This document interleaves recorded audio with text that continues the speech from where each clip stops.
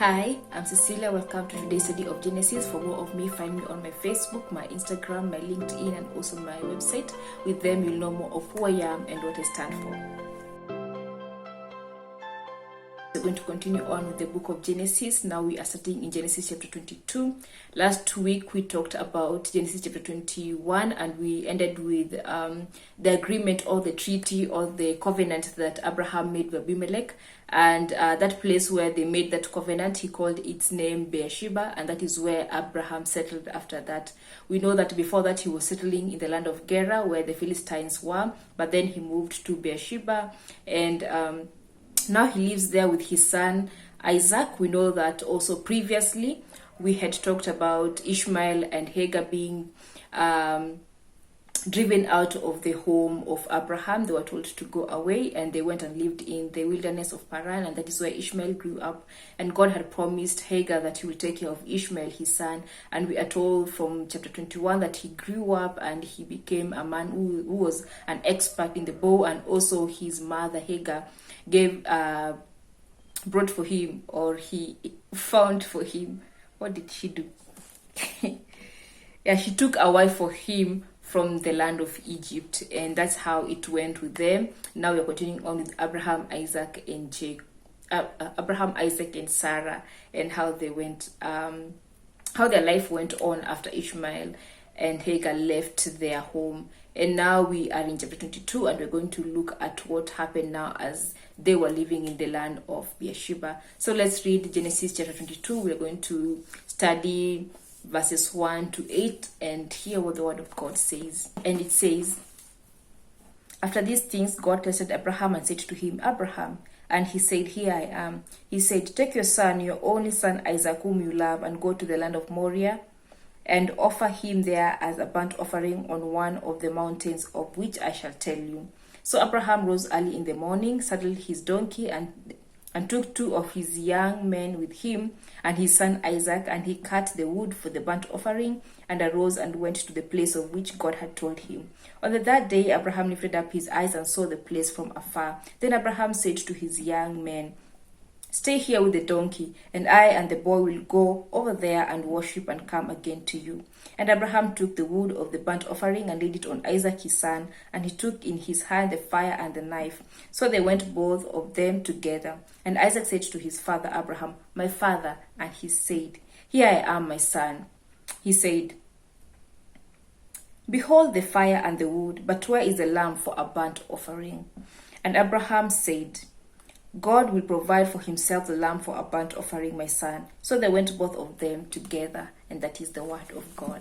So from what we have read, what can we observe from the passage? First, we see that some time had passed since Abraham and Abimelech made their treaty, so it had taken a while, because at this time Isaac seems to have become older, or to have been older than how he was when Abraham and Abimelech made the treaty. And yes, Isaac had grown. We also see that God called unto Abraham and asked him to offer his beloved son Isaac as a burnt offering, was a sacrifice to him. And Abraham did not question God's request, as we read from verse 1 to verse 2 of chapter 22.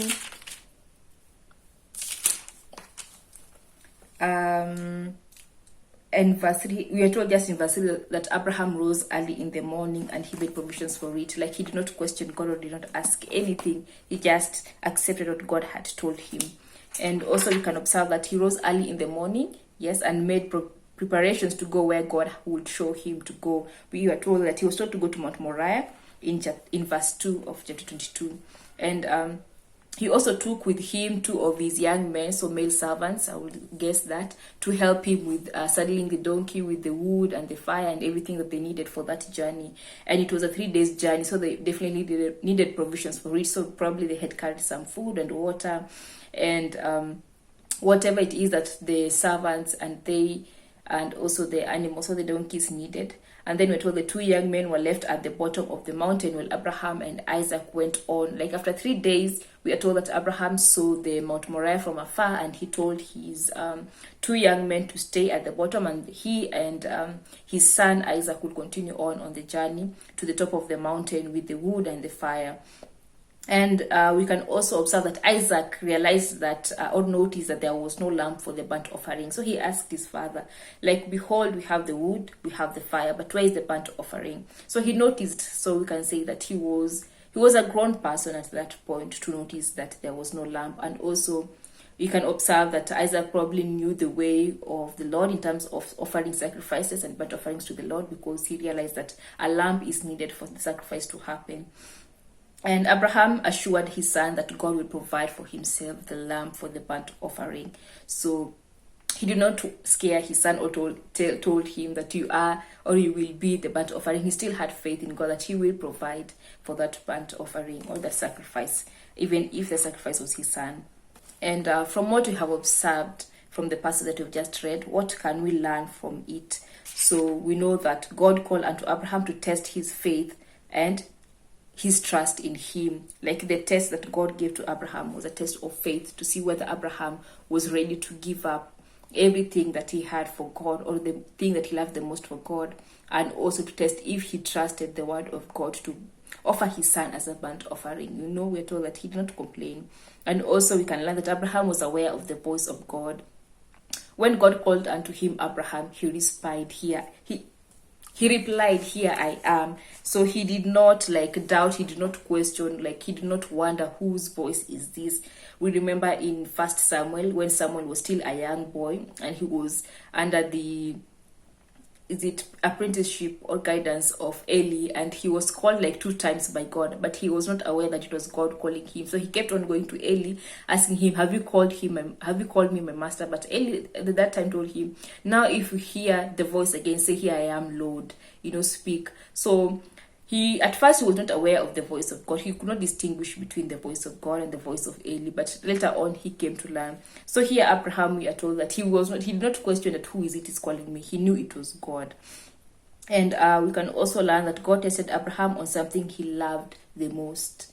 No, he didn't ask him for one of his servants. He did not ask him for one of his flock. He did not ask him to give up his property or his wealth or anything that he had, or his gold and silver and everything else, but he asked him for that precious son that he had been waiting for 100 years. He was 100 years old when Isaac was born, and God asked him from that one thing that he loves the most, to see where is your faith, or where is your love. Is it God? Do you love God the most, or is it your son?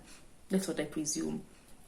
And you can also learn that Abraham did not hesitate to follow God's commands. We are told early in the morning he rose, he saddled his donkey and took 2 of his young men with him and his son Isaac, and he cut the wood for the burnt offering and arose and went to the place of which God had told him.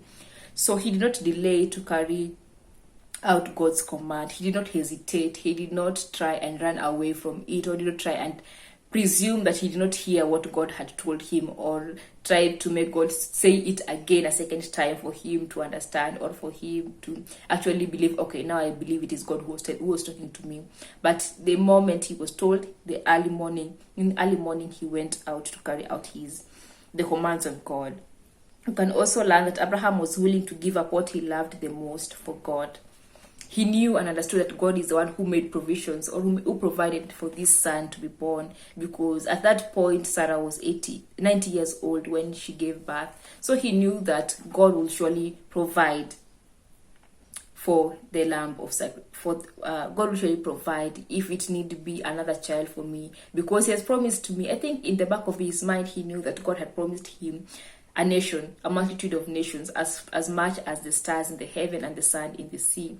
So if God took this one child, the firstborn, he will surely bring another child. So I'm sure that was at the back of his mind. He knew that God was faithful. The promises that he had made for him to have that many offspring, they will surely come to pass. And if it is not through Isaac, it will be through another son. So he did not doubt the promises of God, and he was ready to give up what he loved the most for God.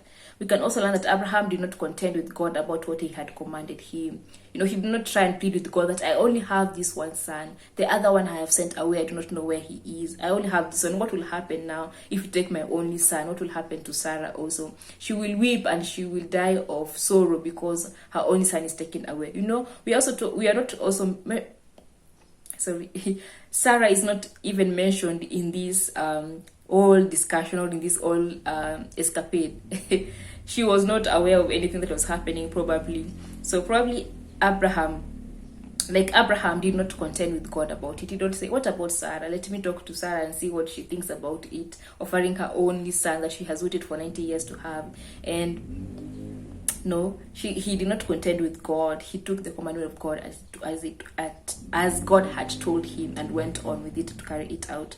You can also learn that Abraham did not delay to act on God's direction. We are told early in the morning. Probably God has spoken to him at night. Then in the morning, he just went out and carried out his duties. Probably early in the morning so that Sarah would not have time to ask him questions of where are you going, why are you going with the son, what are you going to do with all this wood and the servants and all that. But he went early in the morning. Like, he did not delay to act upon God's commands. We can also learn that Abraham prepared himself to serve the Lord. Like, he carried the provisions that he will need for that offering that he was going to give to God. He had his wood, he had his fire, and everything else I'm sure that he needed for that sacrifice to happen. He carried it with him. So he prepared himself sufficiently to provide, to sacrifice for God. We can also learn that Abraham did not let in on his son about what God had asked him to do. He did not want to scare his son. He did not want to terrify him. Probably also he did not want the son to look to think that he hates him in a way, because I think Isaac would be like, why then am I being the one sacrificed? Don't you love me? Wouldn't you ask God for another way to do the burnt offering to him?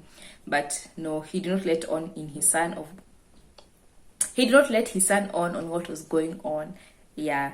And also we can learn that Abraham believed that the Lord would provide a lamb for sacrifice, even if it would be his son. Even if God would have taken his son, another one would have come, because what God had promised him, the many nations, the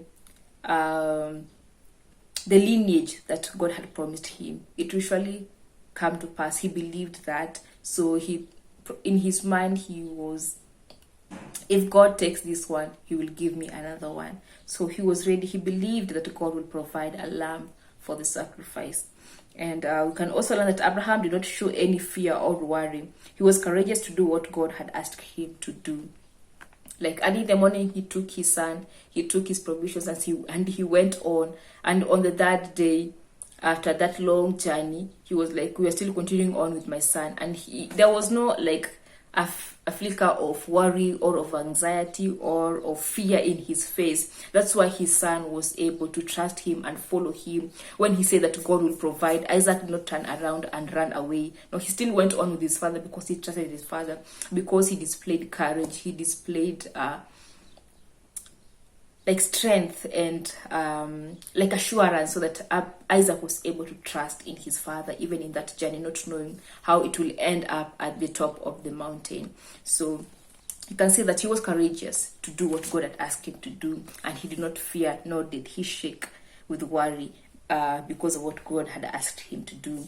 And those are the things that that we can learn from the passage that we've just read.